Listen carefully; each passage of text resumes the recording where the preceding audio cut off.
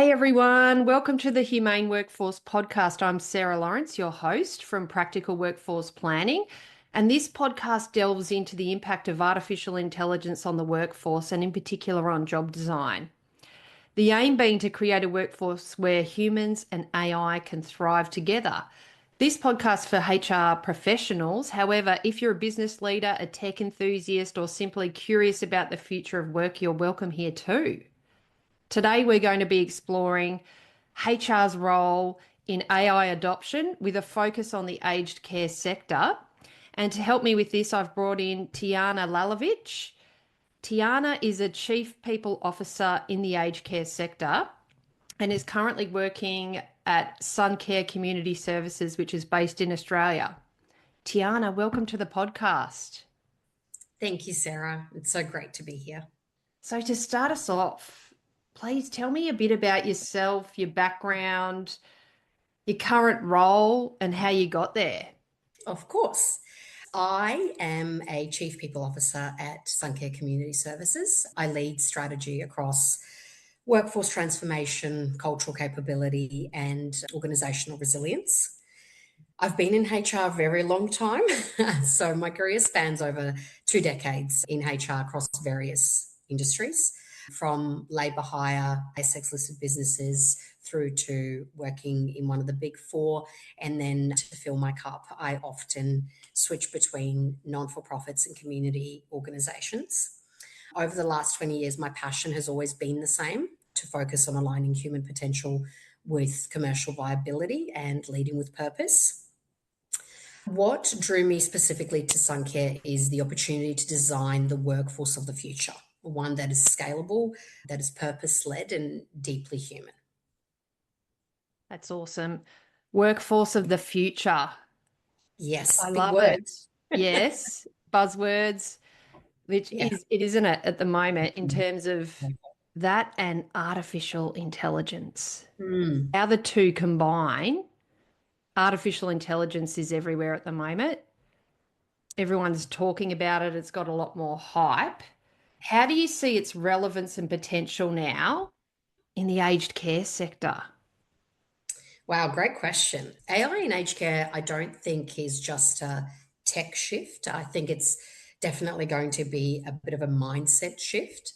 I think AI and artificial intelligence has the ability to shift how we work, from real time workforce planning to predictive clinical governance. AI has that power to extend human capability, but not necessarily replace it. We're already seeing organizations using intelligent scheduling to reduce that administrative burden and increase and redirect time back into the customer connection and humans doing the human thing. I think the real value will be in enhancing and not necessarily eroding what matters most, and that's the human connection between carers and customers.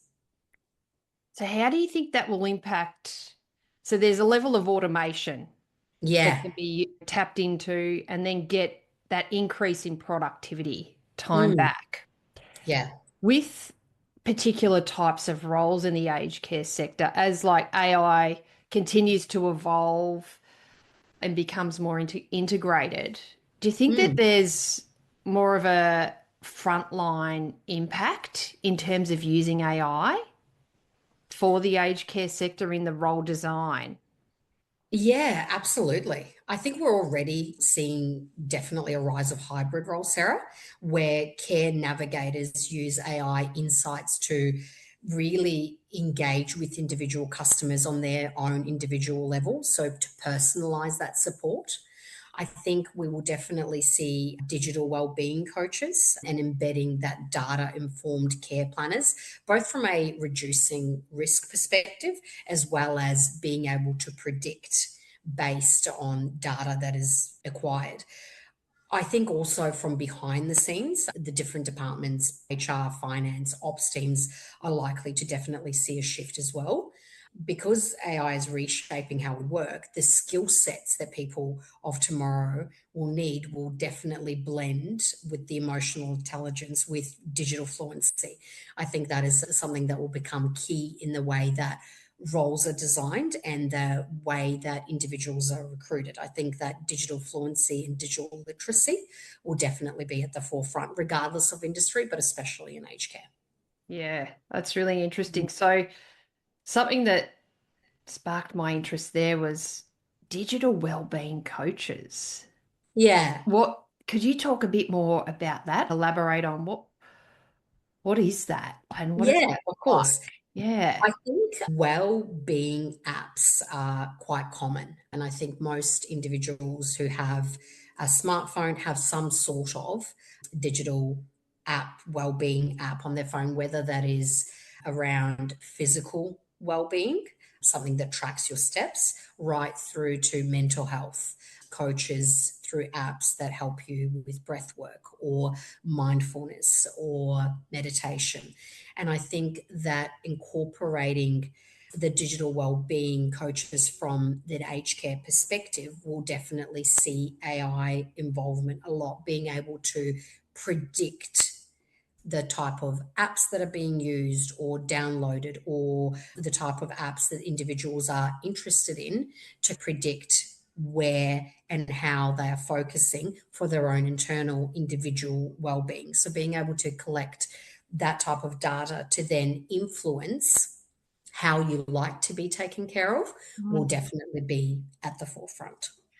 Yeah, that's great. So it will shape the service offering for a particular person I think based on so. their Yes. needs.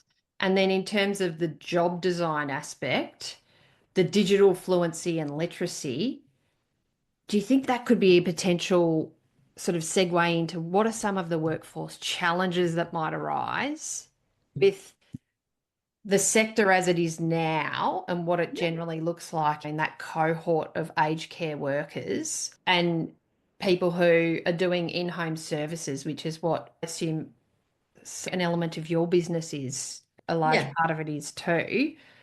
Do you think they've got those skills? Do you think that's something that might require an uplift in Yeah. capability? I think that it's the responsibility of the employer to make sure that their employees have the skill set, whether inherently or learnt, to deliver the requirement or inherent requirements of their jobs. I think that three probably workforce challenges really stand out to me.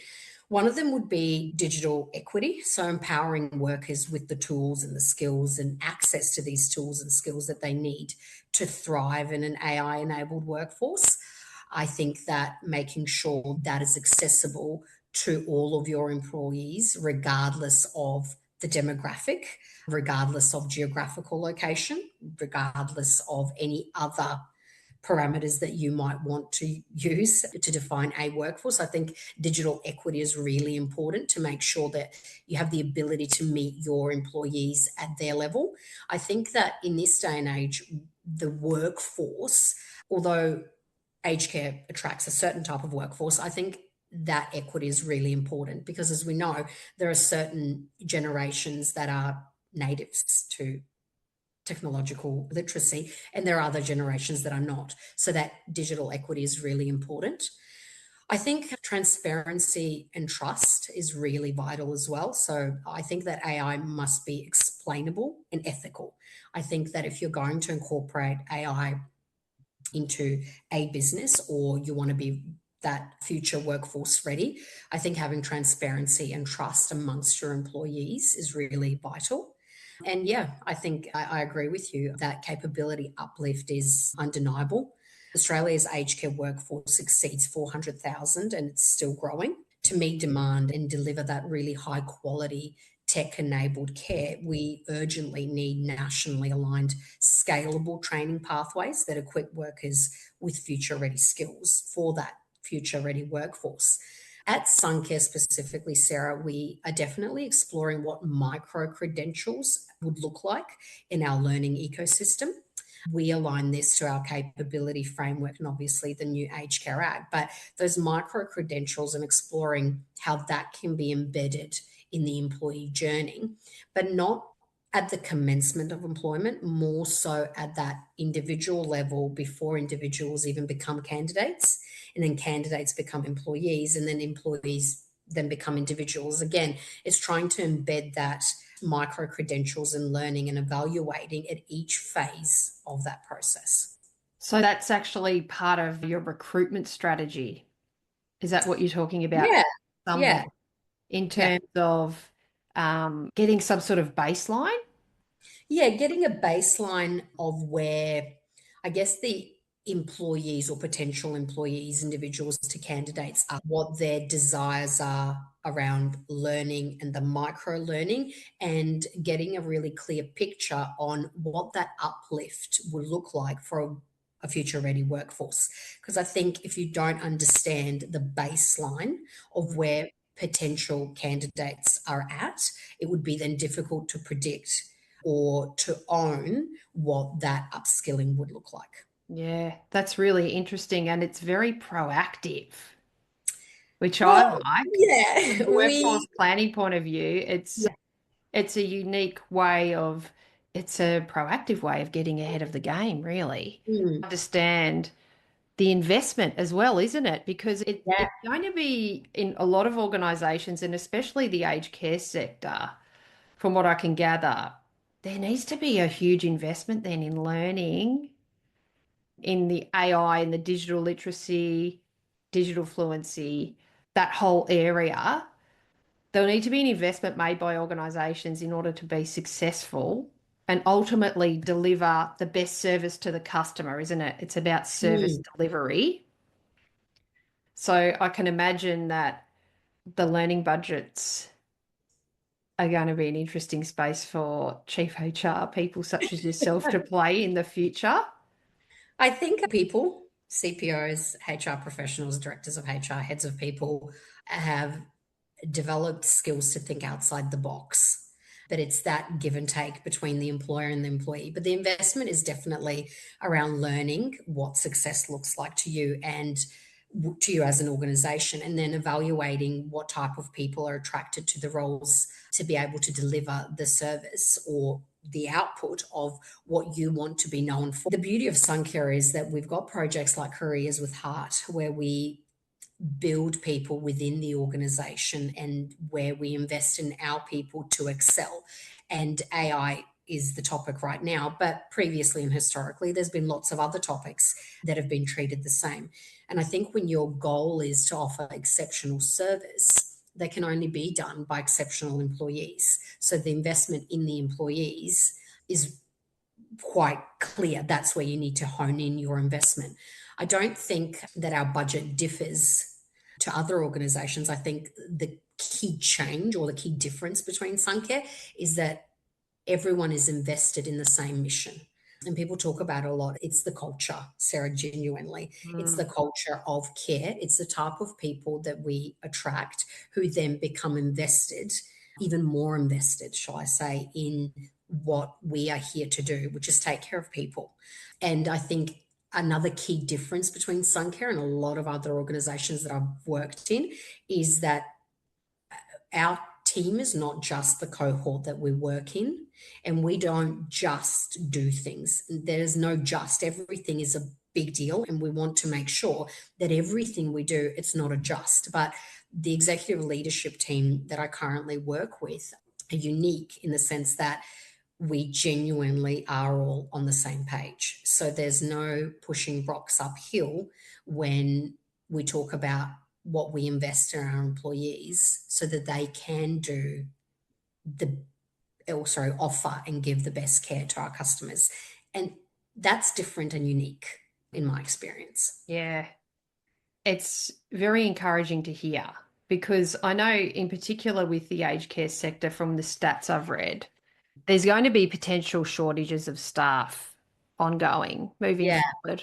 Yeah. And would you say one of the key workforce challenges would be attraction and retention Yes, of definitely. staff? And Yeah. so that Careers with Heart program that you're talking about, and in Mm. terms of the career progression, like keeping people engaged and progressing them through the organization. That sounds like a very, again, a proactive measure that you've taken to retain staff. Is a challenging environment. Is that correct to say in terms of your growth Yeah, projection? yeah, of course. It's an investment in the people that care about what the end goal and the mission is. So we invest in our people so that they can invest in our customers.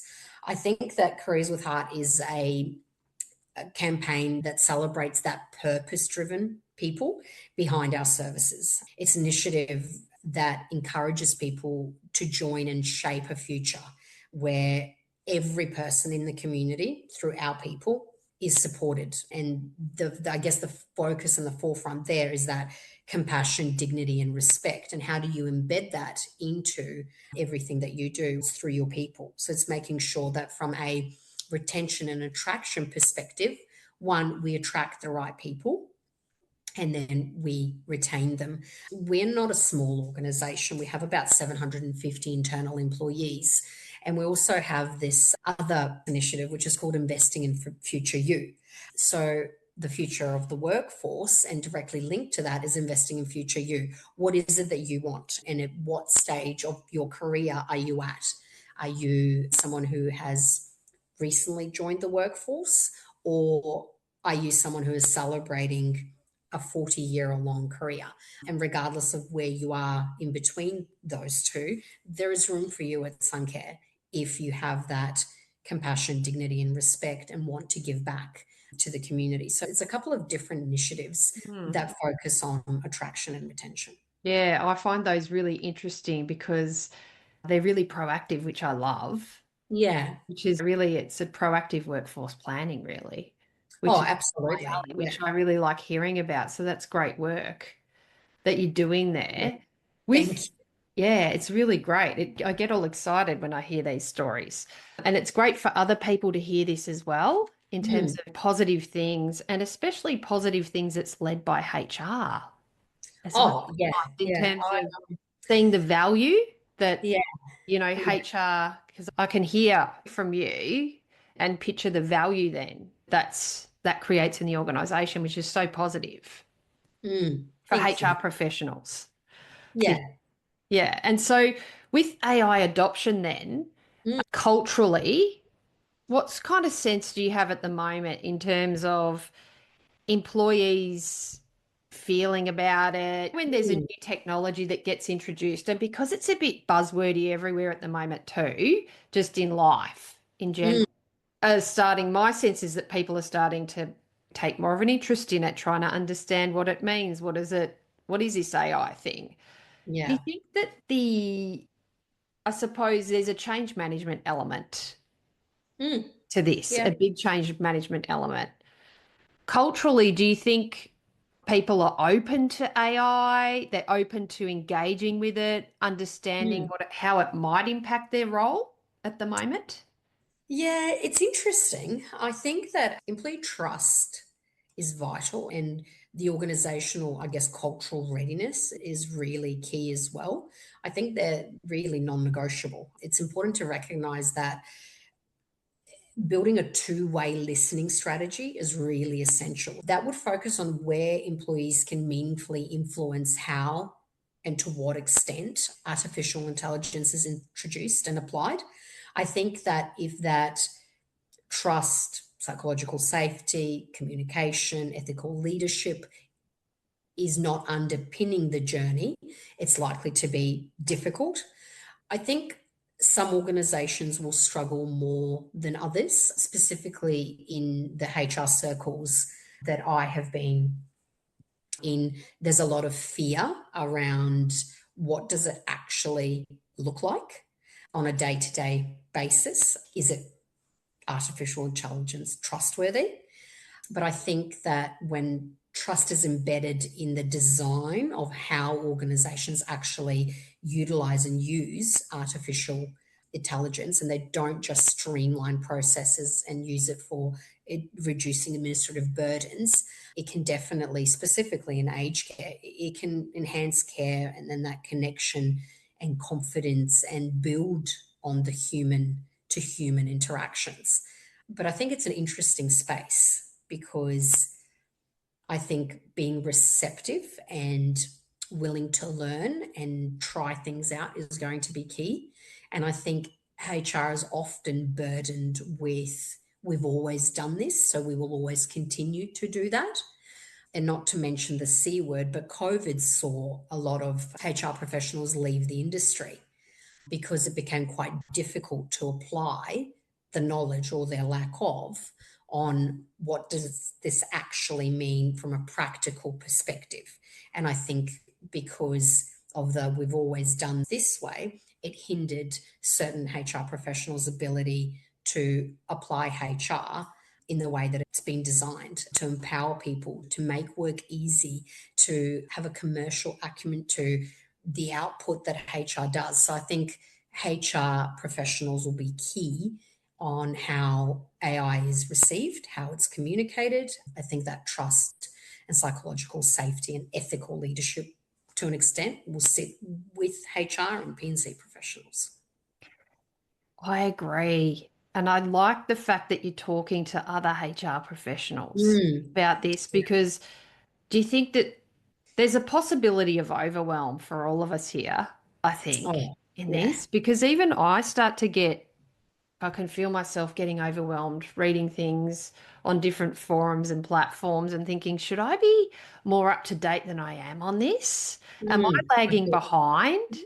Yeah. Am I like, I feel like things are changing so quickly at the moment, and it's such a rapid pace of change. There's going to be a level of overwhelm for HR professionals, isn't there, in Yeah. terms of potential pressure from CEOs or from above to go, what's our AI strategy? How are we implementing AI? How is this Mm. impacting your roles? What does your job design look like? So, do you think there's a balance between the overwhelm and pace of change and the complexity of AI and balancing that out with sometimes going that with that saying go slow to go fast? Yeah.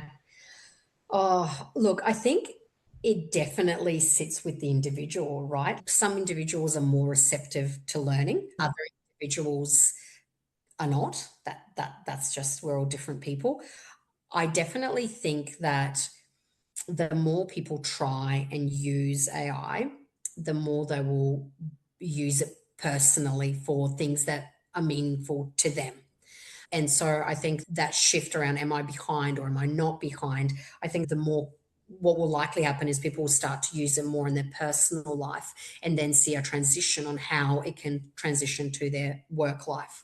Things are moving rapidly, that's fact. Things are changing quickly in the artificial intelligence space. I read certain tech magazines and things are popping up literally, Sarah, daily. You would know that. Yeah. So I think it's really important to focus on what interests you. And from an organizational perspective, as long as you link AI back to the core strategy, it doesn't then become different to anything else that you do. Example, at Suncare, our strategy is our people. We work with people for people.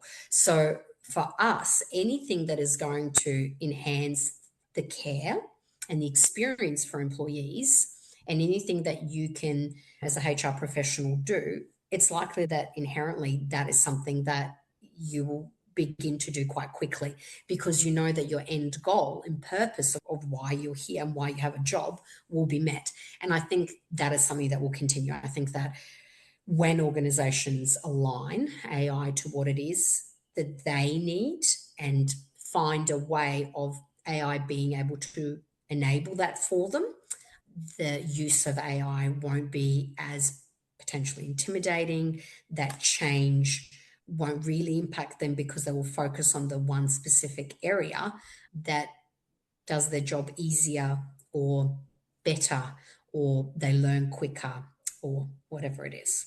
Yeah, that's really great insight, especially using it personally and then seeing the value. I would feel I probably would be less scared of Of, it. And yeah. then it links back to the value, as you said. Then you go, oh, this is great. This actually helps me do this. And then getting used to using the tools and seeing the value. You're right. Then the transition into work will be a lot easier. But I also agree with what you're saying around linking it to your core strategy, Mm, which is absolutely key, isn't it? In terms of yeah. because you could implement, and I could imagine this in the aged care sector.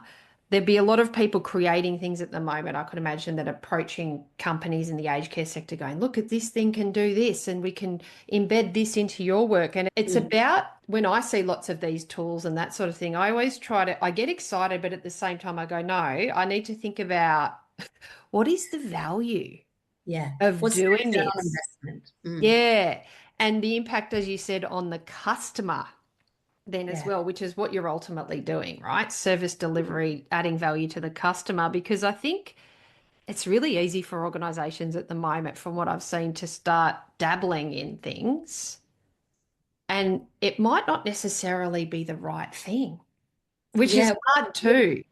Yeah, because I think with the way that things are moving so quickly, it's easy for us to get distracted and to see the next shiny thing. And I Mm. think that alignment is really key. And I think my experience, anyway, is that when you have that precision around what is your desired outcome and you link that back to strategy, your ability to then source the correct AI platform tool, raise the right question, frame the right question, then becomes a lot easier. So, yeah, linking it back is really important. Yeah, that's fantastic. What is your desired outcome? Yeah, Yeah. at front of mind. That's definitely a great phrase Thank you. to try and always keep in mind, isn't it, for Yeah. people? It's really, yeah, because it's very impactful, that statement that you just said. So just getting your crystal ball out, because we all love Mm. a crystal ball. Yeah. The hypotheticals in HR, my favorite. Yeah, I've got a hypothetical question. Yeah, it's never hypothetical. Yes. So looking ahead 5 years, Hmm. which might seem like a long time now, but I feel 5 years is going to go quickly. Yeah. How do you hope AI Hmm. will have positively transformed the aged care sector, in particular the workforce experience, both for the employee and Hmm. those that are receiving the care? Yeah. I would hope that the aged care workers could say, AI gave me time back. It gave me time back so that I can focus on care, I can focus on connection, I can focus on people. And I think that if we embed AI with empathy and equity, we'll have more empowered, resilient, and mission driven workforce. One where career progression is real, well-being is prioritized, and older Australians are receiving that care that is both tech-enabled and heart-led, but individual focused. I think AI has the ability to absolutely shift how aged care is viewed, the type of individuals that are attracted to working in the aged care sector. And I'm very excited. I'm excited for what Suncare will do, but I'm also excited about what the aged care sector will actually look like in 5 years' time. I'm an easily excitable person, but this is just, I think it'll be very different to what it is today. Yeah, I agree. I think it's very Mm. exciting at So the excited. moment. Yeah. And look, it's got its challenges, of course, Oh, like anything does, but yeah, I agree. I think it's really exciting. So, any final tips for our HR professionals out there mm, who are trying to navigate AI mm. from your experience? Any sort of thoughts that you could leave them with to think about? I think I would say a good start is to start with literacy. So, building a baseline AI awareness across your teams, maybe identifying one low risk, high value use case, automating rostering or using sentiment analysis for engagement surveys, and then seeing how difficult or easy that is to embed in your way of work. I think that importantly, if you are looking at co designing AI with your workforce, you will likely have a positive result. But I guess the key takeaway would be don't throw AI at people. If you're going to embed it into your organization, build it with the people that are there so that you have a baseline understanding of their own literacy, when it comes to AI, whilst you're building your own literacy around how much understanding you have. And I also think utilizing it in your own personal life. I've had people share with me that they have translated recipes using AI from language X into English as a good segue to become more familiar with how things work. So, building that literacy is really important, Sarah. Understanding what you're working with is key. Yeah, that's fantastic. Thank you. Thank you so much for all your time today and all those amazing insights about the aged care sector in particular and all the proactive things that you're doing at the moment as well. It's really heartwarming to hear because at times I've found over the years in HR, it can feel like we're always reacting and Yeah, putting out fires, and we're doing all this busy work in the background to try and minimize the risk for the organization with different issues going on, which yeah. isn't always seen.